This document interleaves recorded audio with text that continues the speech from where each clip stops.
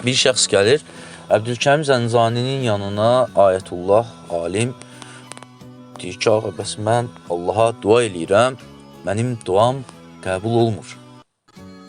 Mən nə qədər dua eləyirəm, heç nə olmur mənə, heç nə olmur.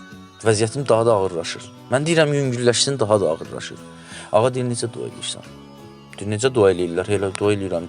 Deyir, necə dua eləyirsən? Bir göstər, bir elə görüm necə eləyirsən o duanı Allaha. Əlini açır, deyir, belə dua eləyirəm. Deyirəm, ay Allahım, mənim maddi vəziyyətimi yaxşılaşdır, mənim vəziyyətim pisdir, vəziyyətimi, çətinliyimi aradan götür, belə elə, niyyətlərimi istəyirəm. Ağa baxır, deyirsən, dua eləyirsən, deyir, bu dua deyil. Deyir, mənə deyir, bu tələbdir, sən tələb eləyirsən. Sən dua eləmirsən, tələb eləyirsən, ona görə vermir Allah sənə. Sənin elədiyin tələbdir. Hələ bir pislik gəlmir başına, bir bəla gəlmir, ged Allahı baş şükür elə. Gedib bunu kimə belə eləsən, adamı qovarlar.